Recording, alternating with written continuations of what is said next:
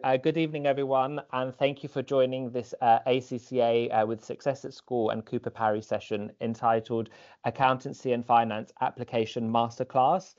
My name is George Chunias. I'm the Early Careers Manager at ACCA, and I'm going to be your host for this evening's session.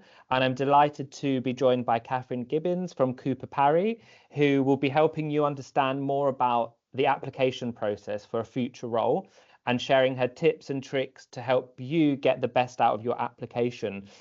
It is great to see so many of you have joined us for this Twilight webinar session.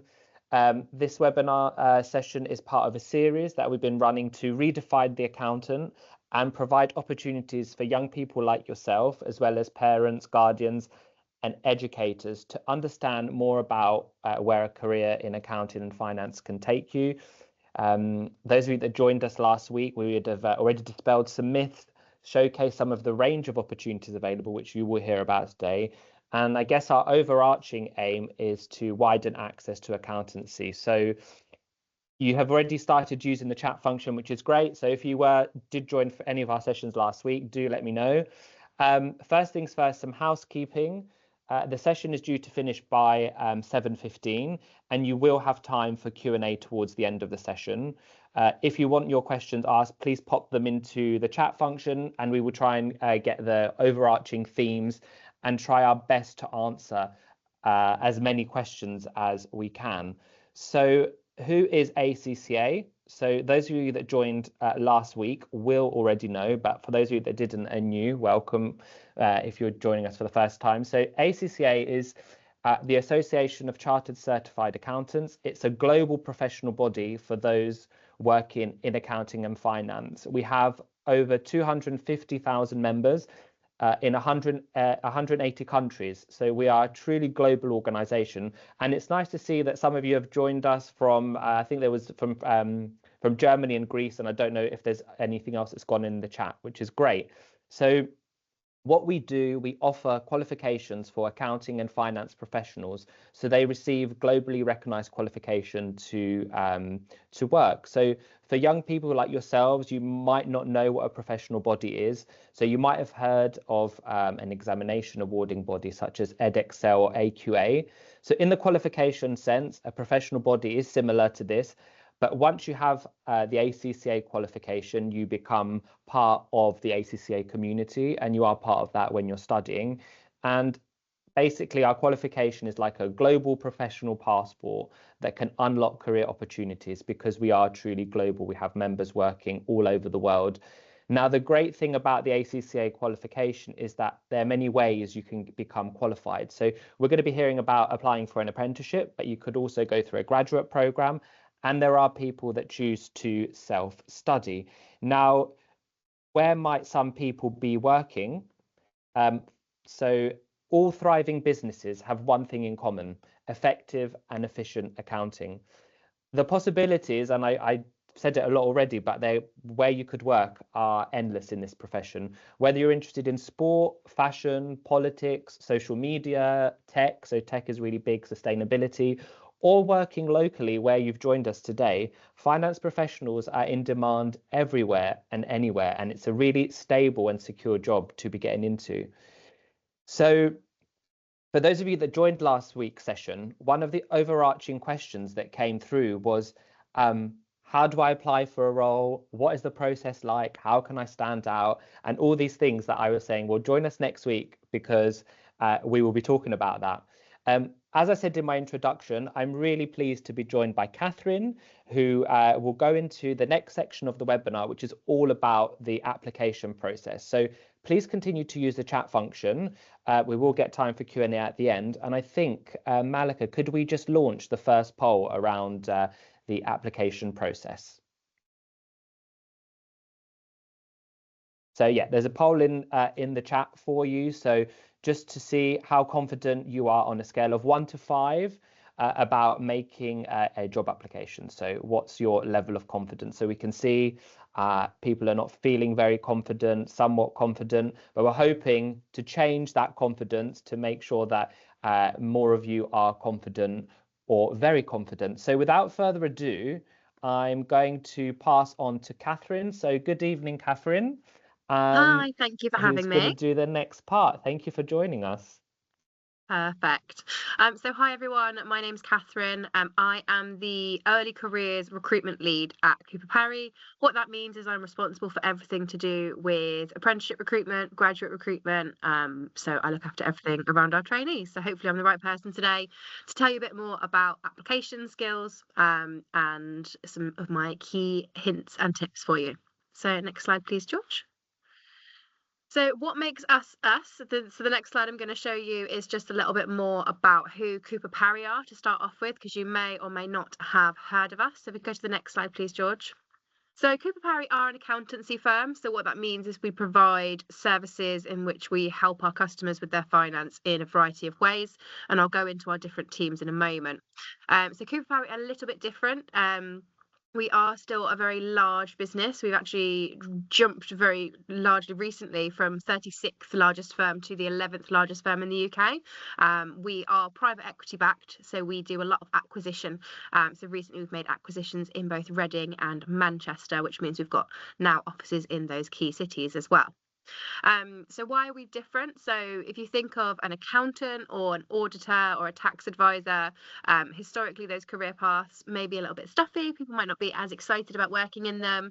And the culture that you might come into is that it's quite dull, quite boring.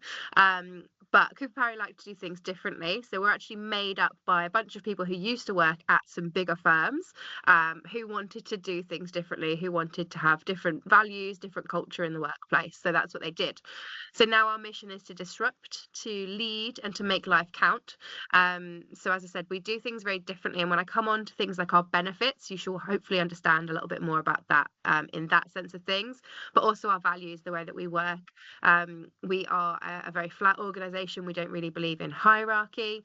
Obviously, you will have people who are more senior to you that give you advice, but we are all about, one of our values is to be brave. So if you see someone doing something that's not right, that doesn't live up to our standards, we call each other out on it, and there's no kind of limitation on who can call who out. So just an example of the way that we work.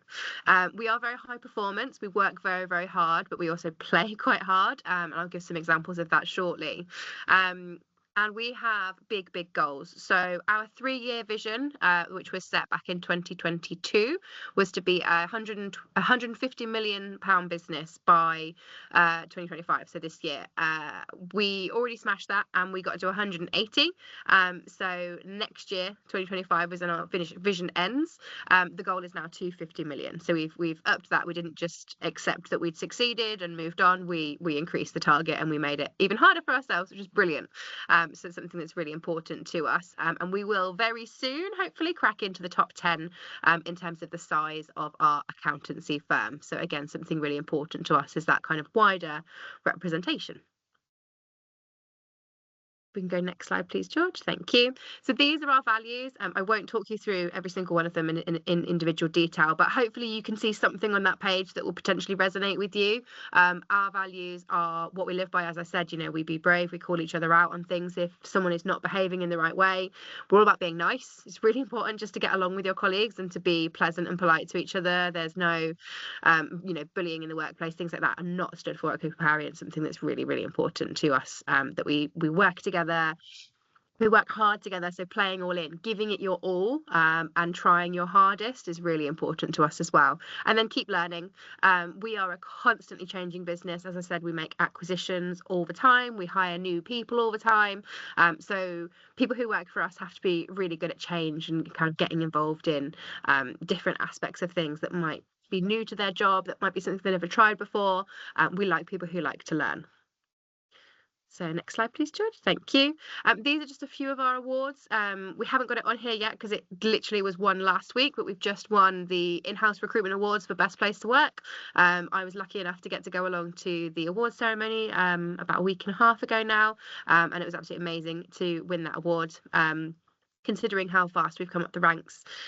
One of the ones that a lot of young people find really interesting about us is we are B Corp certified. That is essentially a certification that is awarded to show that we follow the key guidelines in sustainability, in diversity and inclusion, and kind of within our culture that is absolutely ingrained in everything that we do. So we have dedicated sustainability specialists, we have dedicated D&I specialists, and we now also help clients become B Corp certified as well. And we're the largest B Corp accountancy firm in the UK. So we are the biggest firm who's managed to achieve such a qualification.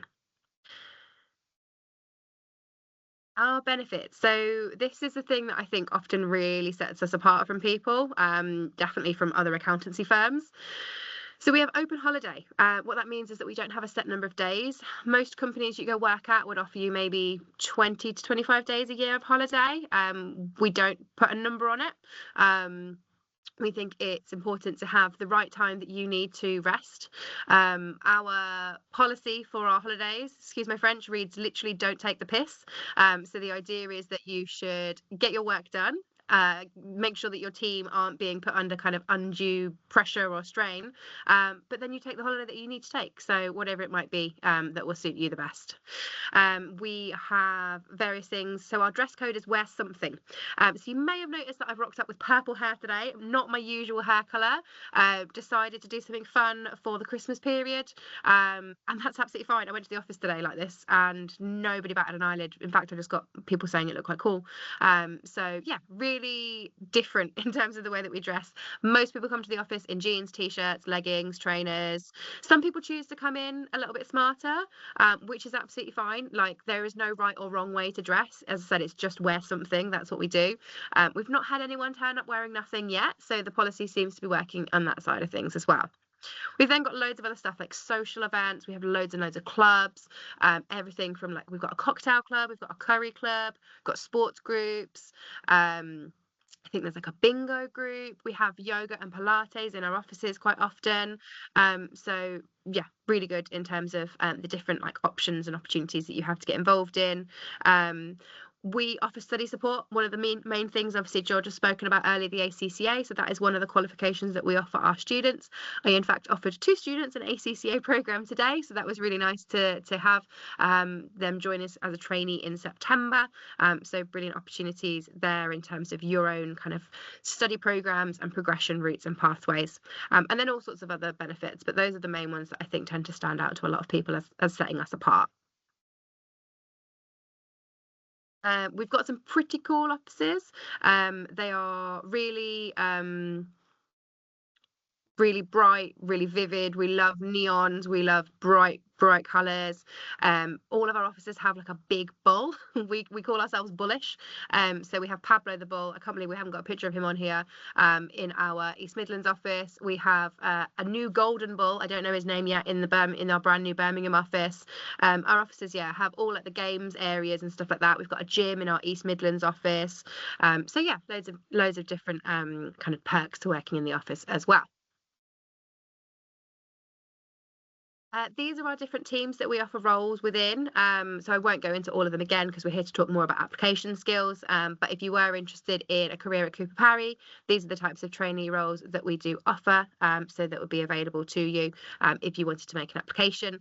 Audit and tax are our largest areas that we recruit into, quickly followed by outsourcing, which is another word for accountancy, basically. The rest of them are much smaller and kind of more niche teams. But the kind of key ones that you guys might want to consider is audit, tax, and outsourcing.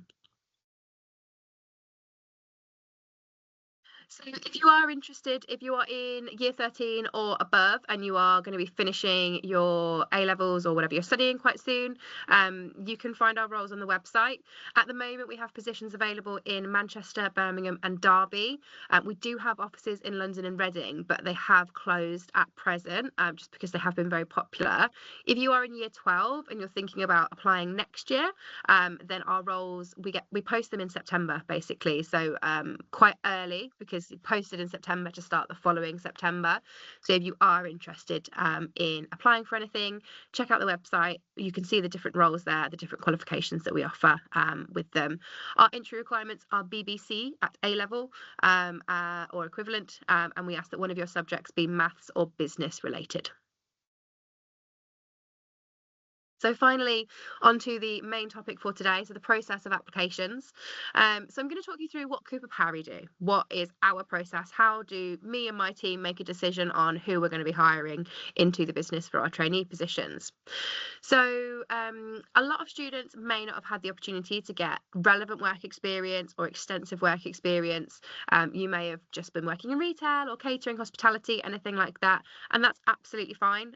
We do not look for CVs with work experience. All we're looking for is a well-designed, well-written, no spelling or grammatical errors CV, just to briefly take us through any experience that you might have. Even, as I said, if it's not relevant to accountancy, we still really like to see what you've been up to, if you've done any volunteering, if you've got any interesting hobbies, things like that, just to give us the basics of who you are to start off with. As I said, all we're really looking for at this point is a nicely written CV and your BBC at A level. And then if you meet those minimum criteria, we'll pass you along to the next stage, which is the video interview. Probably our least popular part of the recruitment process, but unfortunately it is quite a standard tool. If you apply to majority of accountancy firms these days, they do tend to use video interviews to assess apprentices, just because they are quite high volume, so we receive a lot of applications through, and they are the most kind of efficient way for us to manage that. What we say when we mean video interviews, you'll be provided with normally a link to a website to go on and record yourself. You'll see the question. Some companies give you a limited amount of time to read and think about what you want to say. Others will give you unlimited. And I'm going to go into a lot more detail on video interviews on the next slide, just to tell you a bit more about my hints and my tips, because I think it is one of the most challenging parts of making an application at the moment. The next stage for us after a video interview is something called Thomas International. So this is a behavioural and cognitive assessment tool. So it will ask you a bunch of questions about yourself, your behaviours, your preferred working styles, your communication style, your leadership style, all different things like that. And it will build us at Cooper Parry a profile of you and who you are. We then have some cognitive tests. So this is things like numerical speed, verbal reasoning, word meaning, perceptual speed. So all of these things essentially give us a picture of your kind of general cognitions and your intelligence, and it allows us to get an idea as to whether we think that you would be able to kind of meet the demands of the qualification pathways such as the ACCA, but also meet the demands of the job, because it can be quite a numerical role. It's not just numbers, it is also very customer facing, kind of dealing with clients, problem solving, but there is a level of numeracy to it. So that's what we're looking for at that stage of the test. If we go to the next slide, I'm going to talk you through a little bit more about video interviews. So before you start doing your video interview, when you've got that email through and you know it's time to get started, make sure you understand the setup of the video interview. So what that means is, what are they asking you for? How many questions is there going to be? How long is it likely to take you? Do you get to see the questions in advance? Do you have unlimited time to think about the answers that you want to give? Do you get to do a retake? So you might get a one take only opportunity, which is what a lot of companies do, or you could have up to 3 goes to try and do it. So just make sure you understand like what to expect from the video interview to start with. Tell everyone you live with what you are doing. Interruptions are the worst possible thing to happen when you're trying to do a video interview. Will completely throw you off your train of thought. If you've ever tried to kind of have a conversation with someone and then someone else has walked into the room or walked past you, you will recognize that feeling of getting thrown off. So make sure people know what you're doing and just leave you alone, basically. Phones down, on silent, not vibrate. You don't know the number of times I've had phones go off when I've been watching video interviews back. So just make sure that for that 30 minutes you're not on your phone and you're not kind of connected to it, basically. If you can see the questions in advance, make some notes on what you want to cover in your answer so that you make sure you don't miss anything.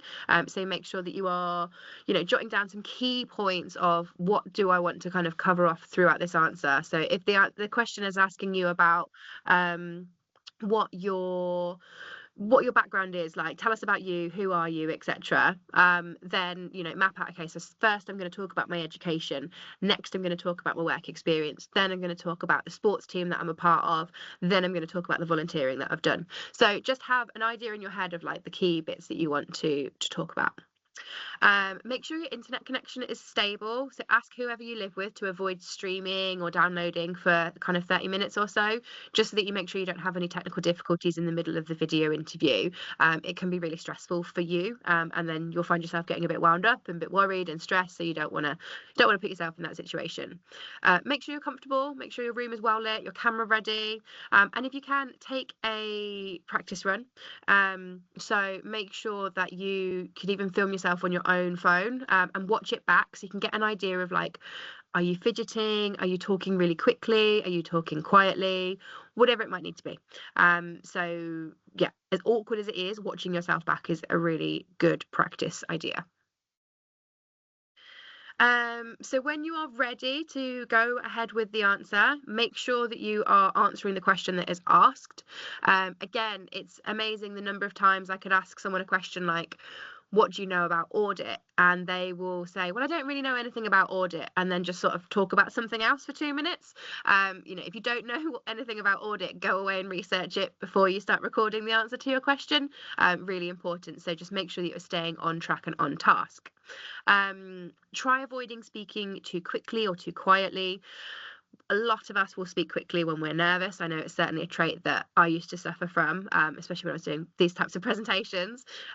So again, that's why I say, like, watch yourself back on a video and just see what you're like, basically. Get an idea as to how you're presenting, what your style is. Avoid reading off of a script. And I'm going to go more into this when I talk about AI in a minute, but try and avoid that. It's just not very natural. It's not very human. We want to see the authentic you. That's something that's really important. So just make sure that you are giving it a natural flair to it, essentially. Try and make eye contact with the camera. We will never mark anyone down for not making eye contact with the camera. Of course, there are multiple neurodivergencies out there that mean that you are not comfortable doing that. It's something that's not natural. That is absolutely fine. And on that note, if you do have any neurodivergency or physical or mental health requirements and you would require adjustments being made, for example, you're really not comfortable having a video interview done, we can offer adjustments, and a lot of companies can offer those adjustments. Please don't be scared to be honest about your circumstances. A recruiter will never put you down because of it, and it will never put you in a worse situation because of any kind of difference that you may have. It's something that we really celebrate at Cooper Parry, and we want to make sure that we are doing everything we can to enable you to show your best self in the assessment process. Avoid fidgeting. Again, sorry, George, just go back for a second. Avoid fidgeting if you can. Easier said than done. If you need to fidget, do it off camera. I know a lot of people will get like a fidget spinner and just like hold it down off of the camera, and you can fiddle away to your heart's content, and I can't see anything that you're doing. So that is absolutely fine. And try and just finally, like, be yourself, let your personality come through. We don't hire robots at CP. We love celebrating people's differences. So it's really important that, like, you let a little bit of yourself come out of it as well. And the next piece, I'm just going to talk about AI a little bit. So those of you here have probably used ChatGPT at some point over the last year. So we review thousands of video interviews a year, and they are the same question. So I ask the 3 same questions to every candidate that comes through my application process. So if you all think, AI can answer this, I'll put it into ChatGPT. We know what the ChatGPT script is. I've heard it quite a few times. So don't let it answer the question for you, but it can be a really helpful tool at breaking down complex pieces of information. So if you aren't necessarily sure how to answer this question, or you're stuck for ideas, use ChatGPT, read what it comes up with, understand what it comes up with, and then interpret that in your own way of thinking. And then you can feed that back to me. But if you just read the word for word answer of what comes up of that screen, then we will know, and you will be automatically rejected, because authenticity and integrity are key behaviours to us at CP. So use AI for your research, but don't use it to write your answer. So after you do all that fun stuff with the video interview and the cognitive assessments, we mostly run assessment centres at Cooper Parry. We are quite unique that we actually run in-person assessment centres still. Since COVID, a lot of companies have gone virtual, so you could find yourself doing an assessment centre via Teams, for example. I've certainly run that on previous companies that I've worked with. So assessment centre is usually a combination of things like a group exercise, an interview, and maybe some insight activities like an office tour, some Q&As from current trainees, and you often get some information if there's like a qualification such as the ACCA involved in it. So we tend to offer assessment centres when we've got like a large number of candidates and we've got quite a few roles that we need to hire for. On the flip side, you could just be invited in for interviews as opposed to kind of big group assessment centres. So this would be what I would do if I only had maybe a couple of job opportunities available within that one team, and it wouldn't be a logical kind of thing to bring in 30 candidates just to fill maybe 2 to 3 jobs. So you're normally given like an exercise in advance to look at, and then you can prepare some thoughts around it, maybe give some feedback on it. So for us, we often give people like a balance sheet, which is a piece of document used in finance essentially, and we ask them just to tell us, like, does anything look a bit weird here, does anything raise alarm bells for you, what questions would you want to ask the client who's given you this information. So we try and get you to kind of give us a bit of a conversation around how you interpreted that information, what you could see there. And then obviously there will be an interview component to the interview as well, typically competency based, behavioural based. So that could be, tell me about a time you worked in a team, or it could be more of a, what do you see your strengths are? And so you get a chance to kind of talk a bit about yourself, a bit about your experience and things like that as well. And then finally, you should, after that point, get an outcome. So we will always give you verbal feedback after your either assessment centre or interview. We appreciate the time that you put into the process. So for us, it's really important that we give you the opportunity to learn from the process if you have not been successful. So we'll always give you that kind of constructive feedback so you can take something away and apply it to any future applications that you may have going on. And I think that is coming to the question slide. Perfect. Thank you, Catherine, for all that really rich information. There was a lot going in the chat, but we will be monitoring the chat. So if there's anything unkind, you will be removed. But there was lots of questions there. So we do have time for questions. So we'll start with some questions. I think one of the overriding themes is around the types of grades required. So Catherine did say the types of grades that you need at A level, but lots of employers that differ from what they have as a standard. But Catherine, would you just like one more time, just to be very clear for those listening, what they need if they were to apply at Cooper Parry, maybe at GCSE and also at A level? GCSE, all we want to make sure is that you've got at least a 5 in your maths and English language. Apart from that, we don't really look too much at GCSEs. With your A levels, we look for a BBC, and then one of those should be in a maths or a business related subject, so like finance, accounting, law, business studies, things like that, basically. Yeah, so to be clear, like if you're not doing maths A level and you're doing maybe economics or business or something related, you can still apply for an apprenticeship with Cooper Parry and probably the majority of other sort of industries that going into accounting and finance. One of the things you mentioned, I know in interviews, young people can be quite nervous, especially it might be their first time. Is there any common ways that people might go wrong in the interview stage or an assessment centre? There's many different kind of areas of feedback. I think the most common thing at an assessment centre is that people don't speak enough. They don't get involved in the group conversations. If there's a group exercise, they kind of just sit back and let it happen. If you don't speak, we can't assess you. So it's never going to be a positive outcome. Whereas at least if you speak and we give you some feedback, even if it's a no, that will be helpful to you in the future. So if you're working from a group exercise, speak up is my biggest thing. Don't talk over other people and not share the conversation, but get involved and make sure that you are contributing. And then with an interview, I would typically say either giving really short answers or talking too much and not answering the question that has been asked, so talking around the answer. So I always refer people back to the STAR technique. So if you're kind of trying to frame an answer. So say someone says to you, tell me about a time you worked in a team. Okay, star. So the situation was I had a group project at school that I had to get completed. My part in the project was to be the finance controller. So I had to look at the budgets.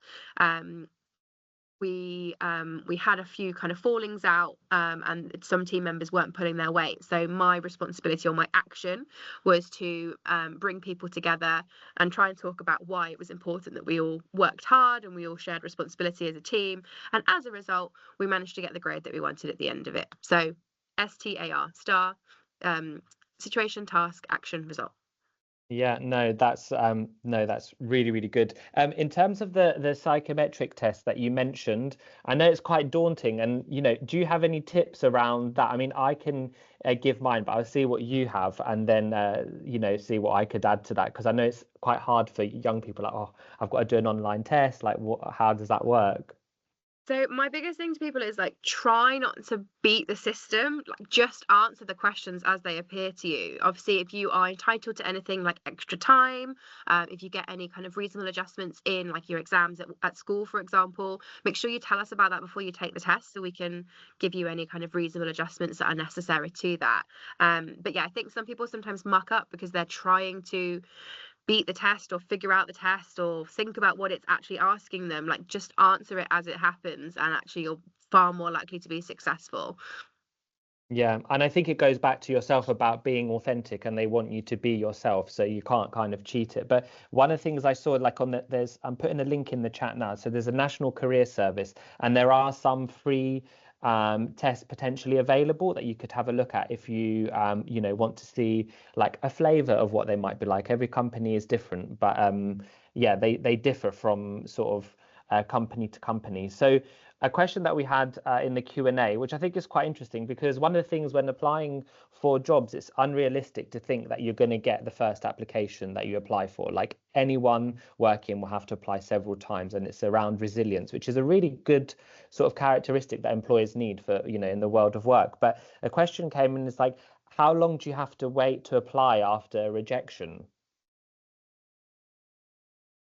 So we typically say people can apply once a year, and that tends to be, I've worked at 2 other accountancy firms, and that was the exact same kind of policy there. The idea is we want you to go away, take the feedback that we've given you, apply that, practice it, and then come back to us afterwards, essentially. So yeah, that's why we encourage people to take, or we ask people to take a year in between applications. Yeah. Does there were some questions in there around, does Cooper Parry offer work experience or internship programs? We are starting to build upon our work experience programs. At the moment, we will be offering some in our tax and our financial planning teams in the new year. That will be posted on our website as a job that you can apply to. That will be in our Derby office. We are having conversations with the different offices. So we have just recently acquired a Reading and a Manchester office. So we just need to have a chat with them and figure out how it would work, what the kind of feasibility of doing work experience there is. And then our Birmingham office is also just looking at practicalities. So we do hope in the next year you should see lots more work experience opportunities coming available at Cooper Parry. Amazing, thank you. So, I mean, the follow-up with that was, how do we apply to them? So Catherine said they are going to be on the website. So what I'm going to do is I'm going to post in the chat the link to where you can find the live roles that Catherine has mentioned, and that will also give you guidance to the website. So, when they come up live, you can keep an eye on that. She did say they're in Derby, but they might, go wider. And, if you are not from Derby or anywhere that Cooper Parry does have an office, one of the things that we always say to young people, if they're looking for work experience, you've got Google, you can go online, you can go and search for the companies in your area, and you can look up if they're offering work experience. And if they're not, you might be able to get a contact of someone in early careers or HR and email them, write a professional email. You can use AI to help you, but obviously you have to change it and make it sound like yourself, to see if they do have any work experience opportunities, because you need to be proactive and take hold of your future, and that's something that you can do. And when you're old enough, you can use things like such as LinkedIn, which is a great resource for reaching out to people, making connections. It is a professional platform, but definitely encourage you to be using that. Are there any other questions that are coming up? Yeah, so we've Yeah, actually got a couple which I think are quite good because we're on the topic of okay, work experience. yeah.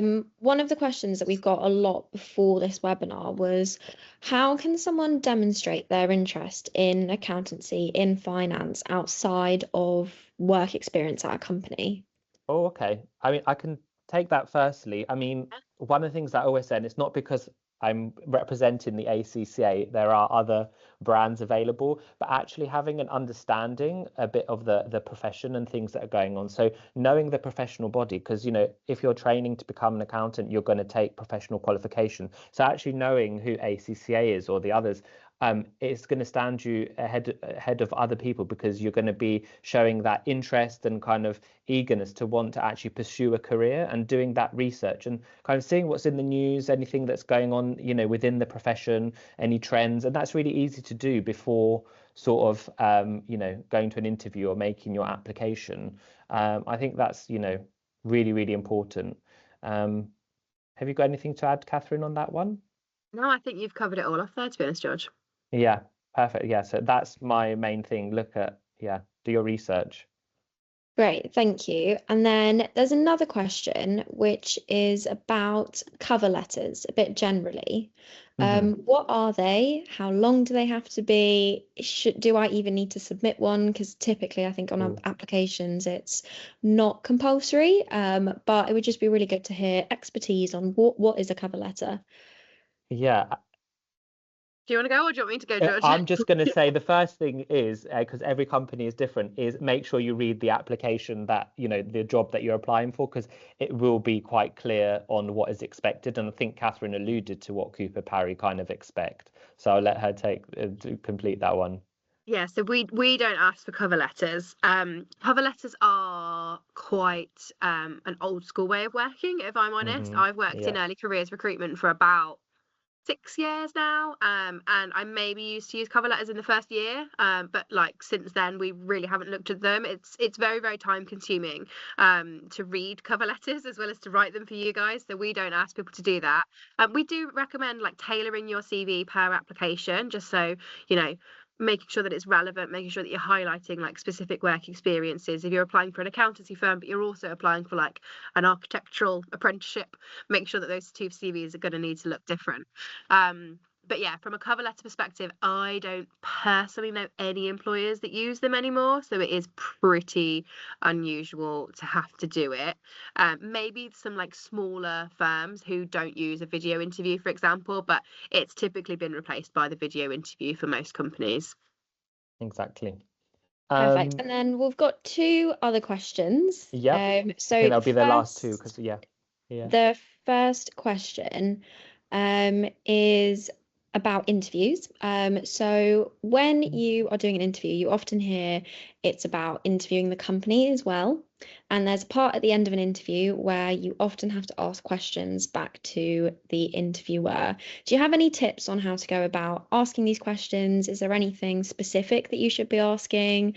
Obviously, it's quite a good idea to always ask a question. So any tips there? It's good. I actually wrote a LinkedIn post on this a couple of years back, so I can share the link in the chat. It literally has a breakdown of like how to ask your interviewer questions and what sorts of questions you should be asking them.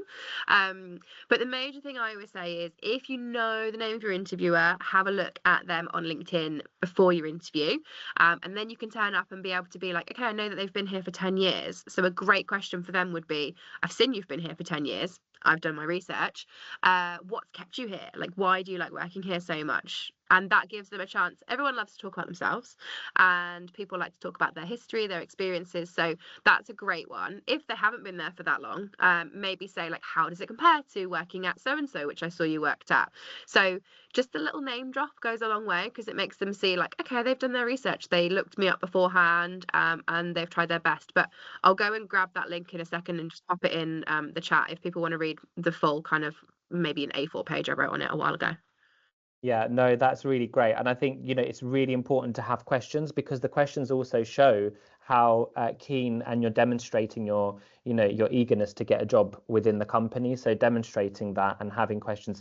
There's nothing worse, I think, than someone saying, no, I think there's no questions. I mean, you haven't really prepared for your interview.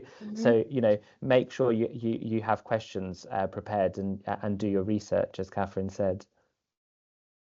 Great. And then the last question that we've got is just about generally advice. So we've got a lot of young people here today, which is really great to see. Over 200 people really invested in sort of making the next steps for their future. So it's a bit of a two-part question, and it's, what advice would you give to sort of the young people on this webinar now, and why the finance and accounting industry? First, me too. Yeah, I'm happy to take it first. So in terms of my, top thing around advice for, securing your job is do your research, be prepared, and be open to opportunities. And also don't be afraid that you're not going to get the job the first time. That resilience is really, really important in the workplace. And, if you get rejected, you keep going. And I think working in accounting and finance, I think, as I said at the start in kind of my I said the introduction, like all thriving businesses have one thing in common: effective and efficient accounting. And wherever your passions lie outside of work, you could find a role within accounting and finance. And I think, you can work in every industry needs a finance professional, and it's a really stable job to go into. So I think, I think that's why accounting and finance for me. So why accounting and finance? So yeah, I echo a lot of what George has just said there. I think it is a really quickly evolving industry. There is some really interesting technology coming into it as well. We've just got a robot. It's called Dave, and he does a lot of the processing of quite mundane admin tasks, like when you have to check one piece of paper against another and make sure that it matches up and it all says what it should do. Dave does that for us now, which is quite cool. There is the use of drones in audit is coming along quite a long way. So I think it's quite an interesting role where there's a website called, I can't remember what it's called, but it basically tells you if your job is likely to be taken over by a robot in the next however many years. And people worry about finance and accounting because they think, it could get taken over. It's a lot of admin and processing. That is the beginning part of it. Once you pass a certain stage, a lot of what you're doing is interpreting results, providing feedback based on unique circumstances. And that's something that AI is never going to ever be able to do, essentially. So it's a very stable career path as well, I would say. And as I said, ever evolving, always changing. Yeah, the technology element is really, really exciting to enhance productivity. So we're going to almost come to the end of today's session. So we're going to have one last poll just to see sort of how you fare following that session with Catherine and I. And also in the chat, I'm just going to put some more useful links once again that you can access. So you've got the ACCA Early Careers website, again, the link for Cooper Parry. There's a UK government website where all the apprenticeships are put on there that you can search by location, and ACCA X, which offers free courses. So they're free courses open to everyone to give you a flavour and some introductory into accounting and finance, which really, really useful for you. So yes, there's the poll in the chat, and I think it's just to say thank you all for joining. We hope you enjoyed the session. There was lots of information on there, and the recording of this will be going on Success at School's YouTube channel, so you'll be able to watch that. And yeah, a massive thank you to Success at School, and also to Catherine for hosting, for taking part in today's session. So any final words from you, Catherine? No, just thank you very much, and I hope to potentially see some applications from you guys in the future. Yeah, thank you all. Have a nice evening, and I think we will call it a day. Thank you all for joining. Thank you.